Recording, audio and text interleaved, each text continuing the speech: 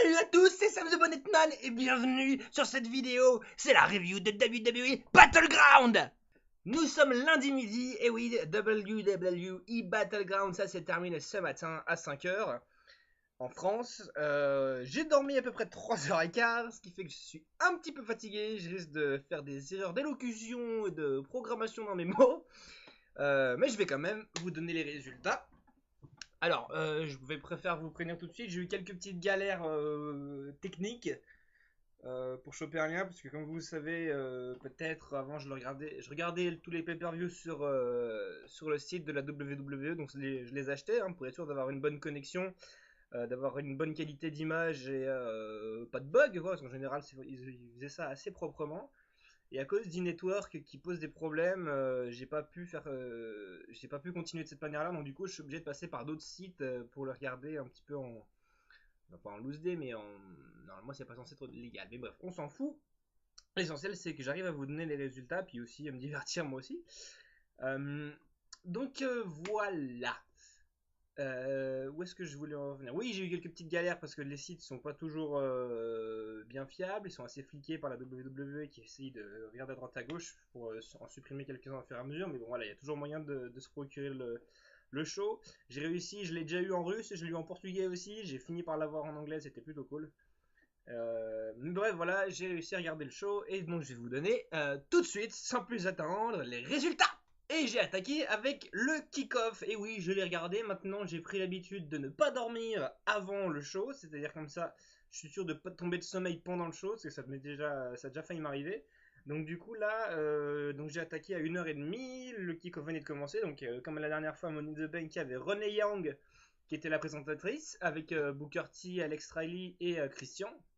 Et on leur demandait leur avis sur les potentiels vainqueurs des matchs, donc de la Battle Royale et puis du match Fatal 4-Way. Et petit footage, enfin petit what the fuck du départ. Alex Riley qui donne gagnant de la Battle Royale, Heath Slater. Waouh, quel choix judicieux, c'était génial. Je fais t'es sérieux, bonhomme. Bref, on va pas s'éterniser là-dessus, c'est pas le plus intéressant. Alors, on a eu un match ajouté un petit peu au dernier moment en pré-show, c'est-à-dire que, enfin en kick-off. On en a eu donc du coup on a eu 2 matchs en kick-off, c'est la première fois. Alors dès le départ ça me paraissait pas forcément être une mauvaise idée, mais dès le départ quoi, parce que ça va changer après. Alors le match qui a été ajouté c'était Fandango contre Adam Rose. Alors juste faire un petit point rapide sur l'histoire avec Fandango. Vous savez qu'il y a eu cette espèce de feud entre ce triangle amoureux entre Fandango, Summer Rae, son ancienne danseuse, et Layla, sa danseuse plus récente. Et du coup, les filles se mettaient sur la gueule. Et puis à partir de Raw la semaine dernière, les deux femmes ont décidé de s'allier contre Fandango. Alors, Quoi? What? J'ai rien compris. Voilà, j'étais comme ça. J'ai rien bité au tableau. Je me suis demandé un petit peu comment ils ont merdé leur truc. Enfin bref. Voilà. Et du coup, on a une victoire. Enfin bref, pour en revenir au match, Fandango donc qui fait son entrée, Adam Rose l'a suivi avec tout son groupe de fêtards. Et dans ce groupe de fêtards, il y avait les filles, il y avait Layla et Summer Rae. Et donc on a une victoire très rapide d'Adam Rose dans l'espace de 2 minutes. Donc c'est ça a été plus ou moins pour confirmer le triangle la fin du triangle amoureux, donc Summer Rae, Layla et Fandango. Donc pour pousser un petit peu Adam Rose aussi, même si c'est vrai qu'il a carrément enfin pas carrément raté, mais bon, il a un peu merdé son début, il a le public qui le suit un petit peu, mais c'est pas très très reluisant, c'est pas exceptionnel. Et donc c'était aussi voilà. Maintenant, on va donc avoir Fandango qui va en compétition, qui va finir en compétition totalement solo, c'est-à-dire qu'il n'aura plus de danseuse avec lui, parce qu'un danseur de tango sans partenaire, qu'est-ce que ça va devenir Fandango? Le suspense est entier. Ouais, voilà, pour l'instant, première victoire, donc c'est celle de Fandango, d'Adam Rose sur Fandango, justement, expéditivement, et puis on verra bien plus tard ce que ça donne pour Fandango. J'espère qu'il va pas passer à la trappe parce qu'il est pas trop mauvais sur le ring, il a prouvé déjà qu'il avait un peu de talent. Mais donc voilà, affaire à suivre. On a ensuite eu le deuxième match de kick-off, à savoir Cameron contre Naomi. 2 secondes. Match nul à chier. Voilà. Ça a duré 5 minutes et tant mieux, ça aurait même pu durer moins longtemps, ça aurait pas dérangé grand monde.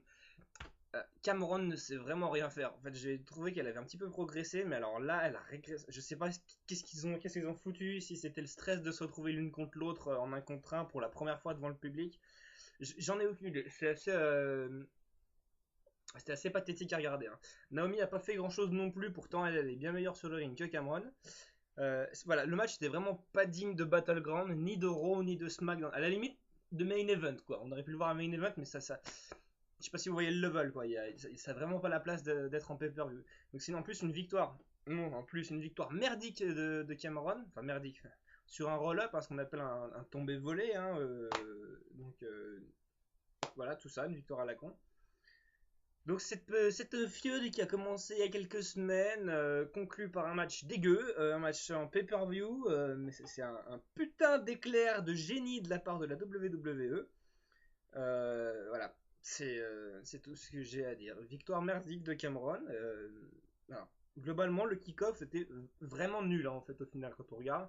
Ça a vraiment pas donné envie de rester pour la suite. Et au final, après coup, j'ai trouvé ça intéressant qu'ils changent les plans du kick-off parce qu'en général, ils mettaient le match pour le titre par équipe, match des Usos. Et du coup, là, ils ont changé, ils ont préféré en mettre deux. Je pense ils ont préféré la WWE a préféré mettre toutes les chances de son côté en mettant deux matchs moyens en espérant que ça comble un peu plus. Mais au final, les deux matchs étaient vraiment loin d'être intéressants. Et ça donnait pas envie de rester pour la suite en fait. C'est ça le premier gros reproche que je peux faire, c'est que le kick-off a vraiment pas eu son rôle en fait. Le kick-off, ce qu'on appelle un kick-off, c'est une poussée de départ quoi. Et là, il n'y a rien eu concrètement, il n'y a vraiment pas eu grand chose quoi. Donc c'était plutôt décevant. Et à partir de là, le show a réellement commencé. Et on a débuté avec le match pour le titre par équipe, détenu par Jimmy et Jey Uso, qui se retrouvaient pour la énième fois face à Luke Harper et Eric Rowan. Alors, j'ai remarqué, donc du coup, je l'avais déjà noté la dernière fois, donc maintenant Eric Rowan et Luke Harper ont leur propre thème d'entrée. C'est-à-dire, mais quand ils rentrent avec Bray Wyatt, ils rentrent sur la même musique, mais quand ils rentrent juste eux deux, ils ont leur propre thème. Alors, c'était un match 2 out of 3 falls. Donc, c'est-à-dire qu'il fallait faire deux tombées pour gagner le match en fait. Hein. Le but c'était, il y avait 3 tombées qui étaient mises en jeu. Il fallait gagner faire 2 tombées à 3. Le premier tombé a été fait par Luke Harper, le deuxième a été fait par les Usos, et puis le troisième par les Usos. Suite à un double frog splash, ils sont tous les deux sautés de la troisième corde sur Eric Rowan, je crois. Et du coup, ils ont gagné là-dessus. Donc rétention des titres des frères Rousseau. Par contre, je suis vraiment désolé parce que je m'en veux terriblement parce que à partir de ce moment-là, j'ai vraiment galéré pour choper un lien potable parce que c'est fait partie du show qu'on n'est pas censé, qui est pas disponible sur YouTube. Je suis vraiment désolé de pas pouvoir en parler plus que ça parce que j'avais des bouts d'images, j'avais tout le son, mais j'avais que des bouts d'images en fait, et du coup je me suis tout simplement fié aux commentaires de Michael Cole pour avoir un maximum d'infos sur le match. Mais bon voilà, après par conséquent en fait, j'ai entendu la réaction des gens. Et le match avait vraiment l'air cool, donc c'est pour ça que ça me fait un peu chier. J'essaierai d'aller le revoir et puis de donner un petit avis dessus.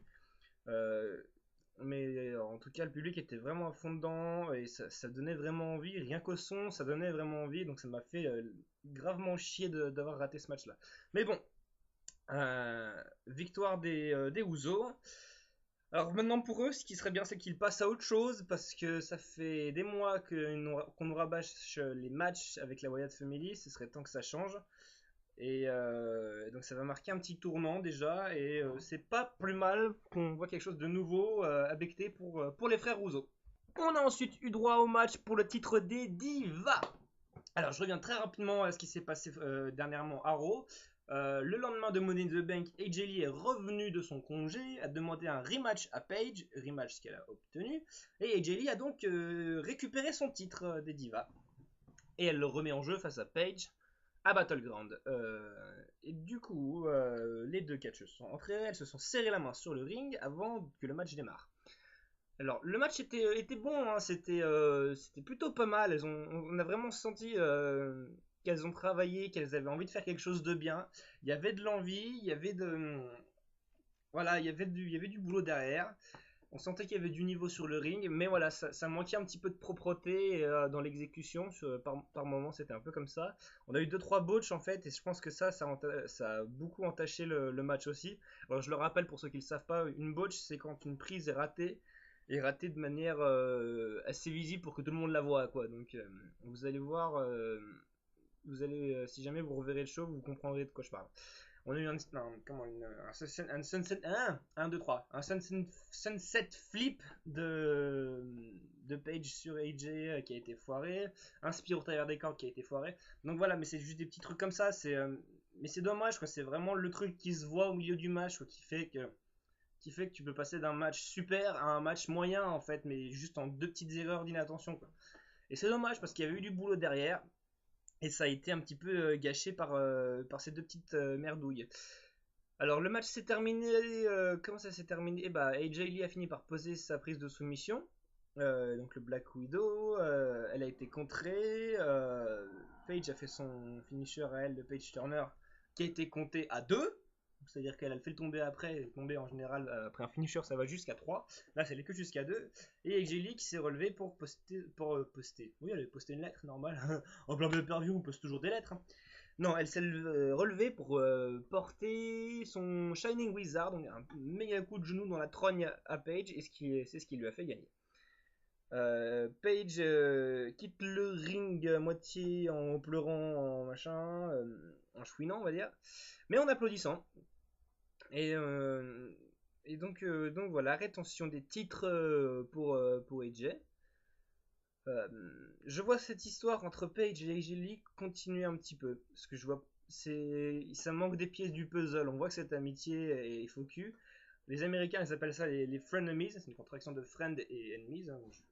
Donc, je pense que c'est parti pour durer encore un petit peu. Et c'est peut-être pas plus mal parce que niveau diva en ce moment, on n'a plus grand chose. Et AJ Lee et Paige, bah, voilà.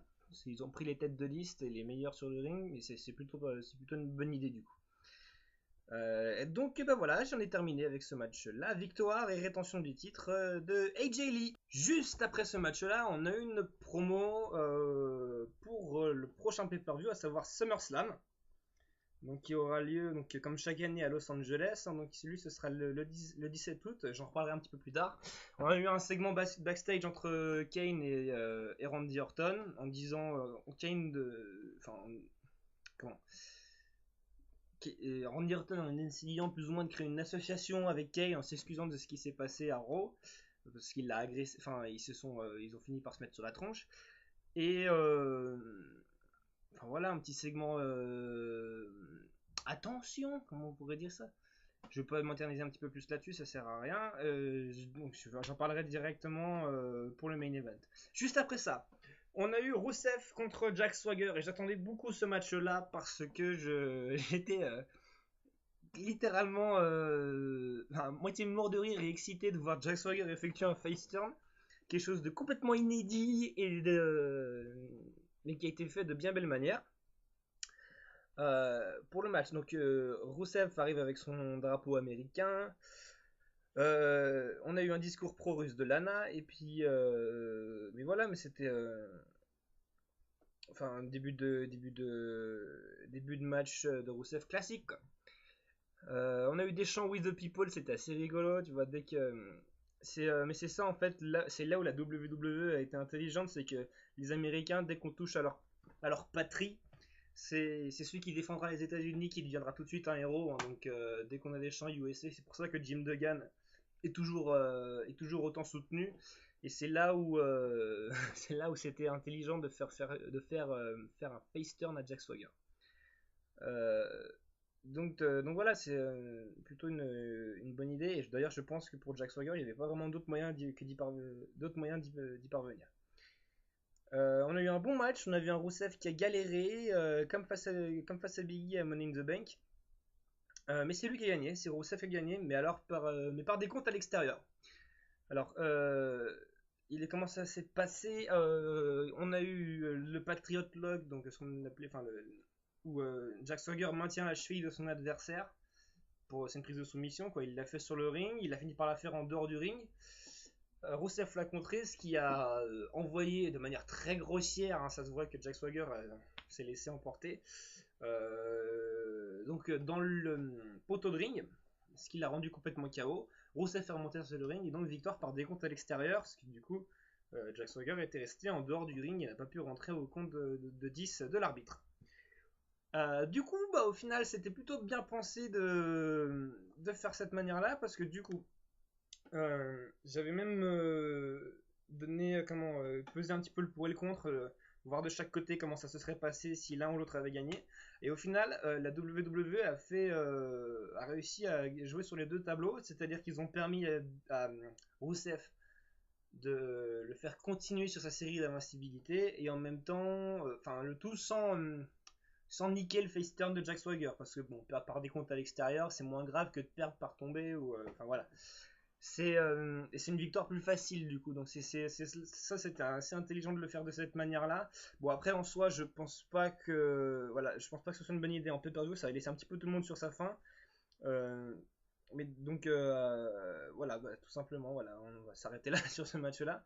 C'était un petit peu dommage, j'espère que ça va faut voir, je pense que ça va devoir continuer parce qu'après ça Jack Swagger va avoir du mal à se trouver autre chose à se mettre sous la dent parce que des anti-patriotes américains, il y en a bien trop peu à la WWE et je pense que c'est une bonne carte à jouer pour son face turn. Donc j'espère que ça continuera entre Rusev et Jack Swagger.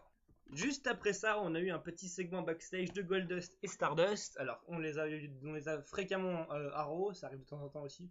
Moi ça me fait rire, ça me fait beaucoup rire. Je trouve que je trouve que Cody Rhodes, hein, donc c'est lui Stardust, c'est son nouveau gimmick. Je trouve que Cody Rhodes remplit son rôle à merveille. Je trouve qu'il se fait ça super bien. Ça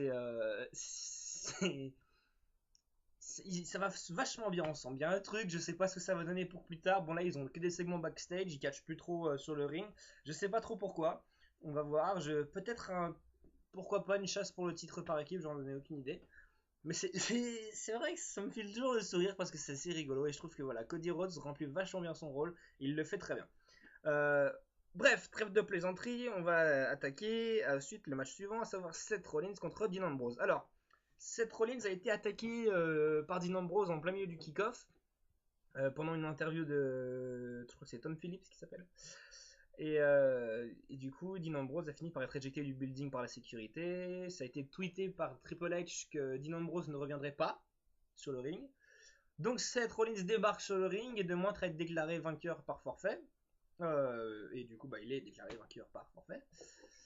Il quitte le ring et puis là, il est rejoint par Dean Ambrose qui sort de nulle part et puis ça se met sur la gueule aux abords du ring. Toute la sécurité qui débarque, ça continue, ça continue. Le public qui chantait Let them fight, enfin ça veut dire laissez-les se battre quoi en gros. Et, euh, et du coup, il y a même Triple H qui arrive et qui finit par chasser une bonne fois pour toutes Dean Ambrose et Seth Rollins. Enfin surtout Dean Ambrose quoi. Et, euh, et voilà, ça s'est arrêté là. Alors, c'est pas spécialement c'est un petit peu une déception parce que moi j'aurais bien aimé les voir catcher comme tout le monde, mais c'est que partie remise, c'est-à-dire que ça va finir par se mettre en place proprement. Les deux hommes vont finir par s'affronter. J'espère que ça va pas se faire à Raw ce soir, ce serait une monstre connerie. Faut le garder pour SummerSlam. Je pense que Seth Rollins, Dean Ambrose à SummerSlam, c'est déjà une bonne affiche, c'est déjà un bon truc. Mais du coup, voilà, il n'y a pas vraiment eu de match, c'est ce qu'on appelle un no contest ou alors une victoire par forfait, donc c'est à vous de voir. Mais ça s'est arrêté là. Voilà, c'est tout. Donc, victoire par forfait de Seth Rollins, mais à suivre, bien sûr. On a ensuite eu le match entre Bray Wyatt et Chris Jericho. J'avais parié sur une victoire de Bray Wyatt. Et là, je me suis planté parce que je pensais que Bray Wyatt avait besoin d'une victoire pour remettre un petit coup de pouce à son personnage, à son gimmick, parce que c'est vrai qu'il il est en train de s'effacer euh, lentement, mais de s'effacer quand même. Et Chris Jericho n'avait pas spécialement besoin d'une victoire pour son grand retour parce qu'il est déjà assez charismatique comme ça. Il n'en a pas vraiment besoin. L'entrée de Bray Wyatt est vraiment de plus en plus magnifique avec les pay-per-view. Je vais essayer de choper une photo. Parce que voilà, il n'y a aucune lumière dans la salle, c'est que des flashs de partout et c'est vraiment magnifique. Euh, Par contre, il arrivait, mon petit détail, il arrivait avec un œil au beurre noir. Je sais pas pourquoi, comment ça s'est passé. J'irai revoir ces matchs si jamais. Bref, c'est pas le plus intéressant. Le match était assez équilibré, haché par les interventions de Luke Harper et d'Eric Rowan qui étaient là, mais qui ont été pour la toute première fois renvoyés au vestiaire par l'arbitre. C'est-à-dire que l'arbitre a le droit de renvoyer les managers s'ils interfèrent trop pendant le match. Du coup, il s'est retrouvé, ouais, s'est retrouvé tout seul face à Chris Jericho. Euh, Chris Jericho juste avant, on avait profité pour faire un crossbody, donc c'est-à-dire il a sauté du haut de la troisième corde sur toute la Wyatt Family qui était en bas du ring. Je l'avais pas vu, on n'avait pas vu ça depuis un petit bout de temps, c'était assez cool. Bon, on a une vieille botch aussi encore. Alors le match était plutôt lent par contre, c'était équilibré mais c'était plutôt lent. Donc on a eu du Jericho classique, hein, donc il n'y a pas eu de... Voilà, c'était un Sister Abigail qui a été contré, un Walls of Jericho qui a été contré, puis un Code Breaker, donc c'est sa prise de finition, et il a gagné là-dessus. Alors le match était un peu bâclé, hein, pour être tout à fait franc avec vous. Il était pas mauvais, mais il était un peu bâclé et du coup ça assez décevant. Et encore une fois, comme il y a eu une petite botch, les botches en fait c'est ça le problème, c'est qu'on retient que ça du match si on a une en fait au final. Plus c'est évident, plus on retient que ça. Et c'est encore une fois, c'est le reproche qu'on peut faire à ce match-là. Euh, C'était, voilà, Bray Wyatt, on a connu mieux de lui, c'était du classique, il n'y a pas eu grand chose de nouveau, donc c'est pour ça, c'est là le côté décevant. C'était loin d'être un mauvais match, hein, bien sûr, hein, les mecs savent ce qu'ils font, mais voilà, en pay-per-view, on pouvait s'attendre à mieux. Mais voilà, donc c'est tout. Mais c'est donc Chris Jericho qui l'emporte face à Bray Wyatt.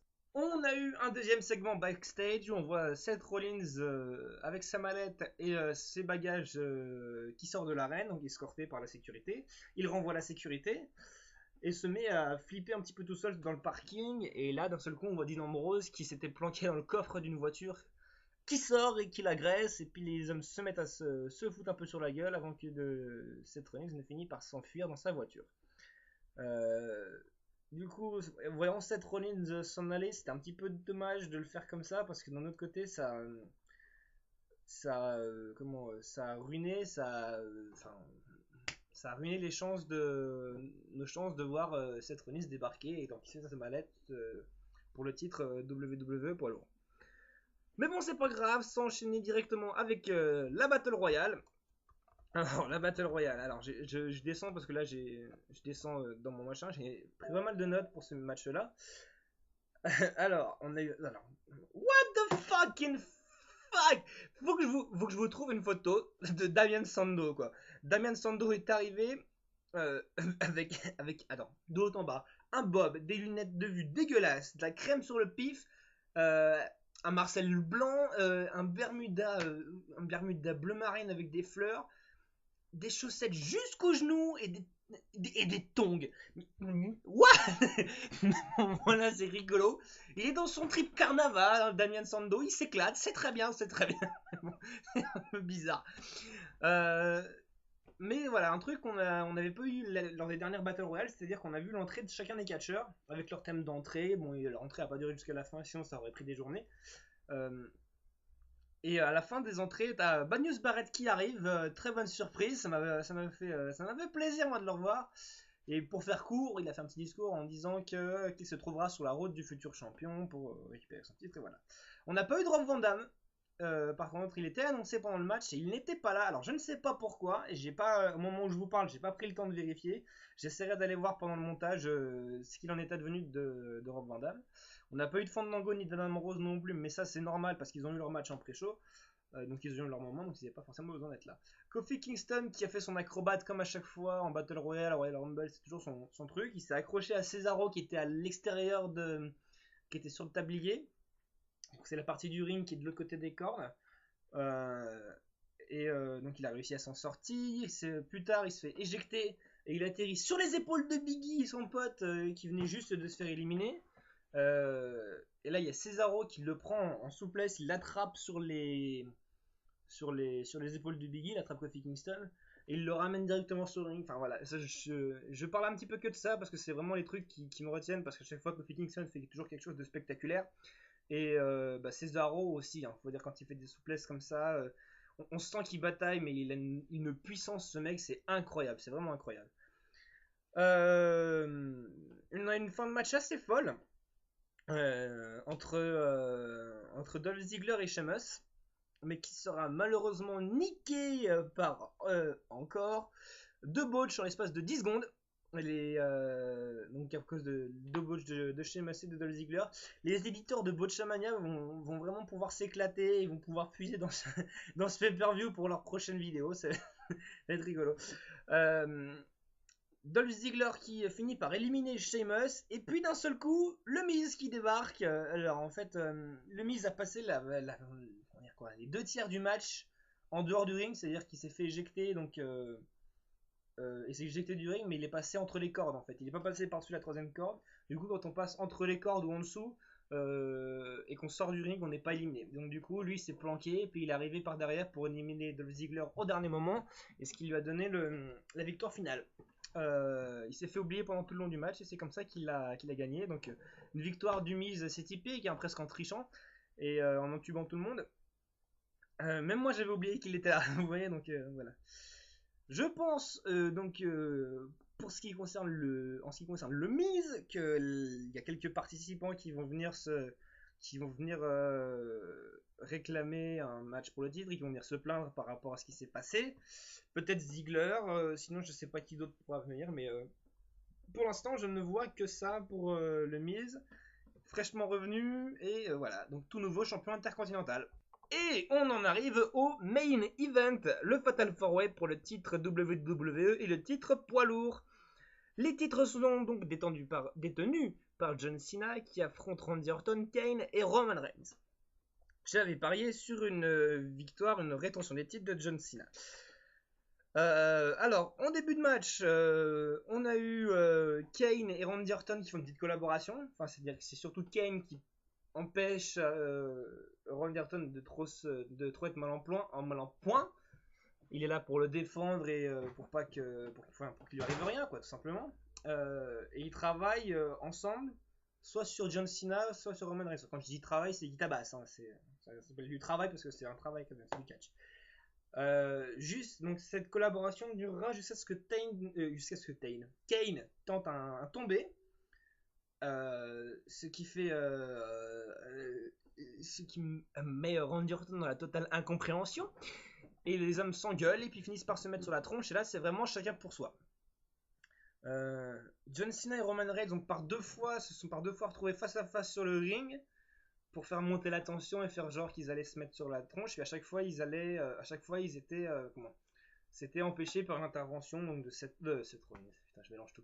Kane ou de Randy Orton. C'est arrivé 2 fois, et puis ils finissent par y arriver, donc ils se mettent sur la tronche. On a eu un five knuckle, enfin les prises de finition de John Cena avec un vrai. Alors sur la fin du match, c'était un vrai festival de finishers. Hein. C'était un truc de. On a vu de tout, hein, du RKO, du chokeslam, du Attitude Adjustment, des spears de partout. Et à la toute fin du match, donc du coup, ça partait de tous les côtés, et c'est John Cena qui a porté son Attitude Adjustment sur Randy Orton, et il l'a fait atterrir sur Kane. Et c'est comme ça qu'il a gagné son match, tombé final, et puis voilà. Alors c'était un bon match, une stipulation bien exploitée, ça aurait quand même pu être un petit peu mieux. Alors je suis assez tatillon et assez exigeant, mais voilà, c'est vrai que je pense que la WWE nous a habitués à de meilleurs matchs aussi. Donc voilà, c'est ce que j'en pense. Mais c'était déjà franchement pas mal non plus, faut pas se voiler, hein, c'était pas dégueu. Surpush, on a eu un vraiment surpush de Roman Reigns qui a eu une grosse présence pendant le match, à l'inverse de Randy Orton qui lui a disparu totalement sur la fin du match. Kane a été vraiment loin d'être aussi imposant que d'habitude. Hein. Il a presque perdu son statut de démon, machin, tout ça. On a vraiment l'impression que c'est un catcheur qui est beaucoup moins résistant, qui a un gimmick qui est beaucoup moins résistant qu'avant. Donc c'était un petit peu dommage venant de Kane, j'attendais un petit peu plus. Donc voilà. Je n'ai donné aucune note sur tous ces matchs-là, j'ai pas pris le temps de le faire. Je le ferai peut-être dans la description de la vidéo, mais en ce qui concerne les matchs, c'est terminé. Alors, victoire donc, de John Cena, rétention des titres. Pour la suite, les prochains événements, on va ensuite avoir, je pense, quelques discussions entre Cena et l'autorité. On va voir comment ça va se goupiller tout ça. Je vais aller voir rapidement sur la page de la WWE ce qu'en pensent les gens, tout simplement, parce qu'à chaque fois je le regarde ça, c'est assez intéressant de voir l'avis l'avis de l'univers WWE, de connaître leur opinion. Je vais essayer de choper ça rapidement.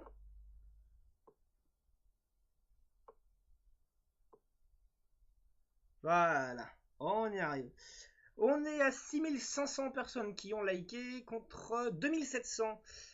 Alors voilà, c'était pas un excellent pay-per-view, hein, je dois dire qu'après Money in the Bank et Payback, qui étaient plutôt des bons shows, là ça régresse un petit peu. On a eu 2-3 petites merdouilles, 2-3 petites botches.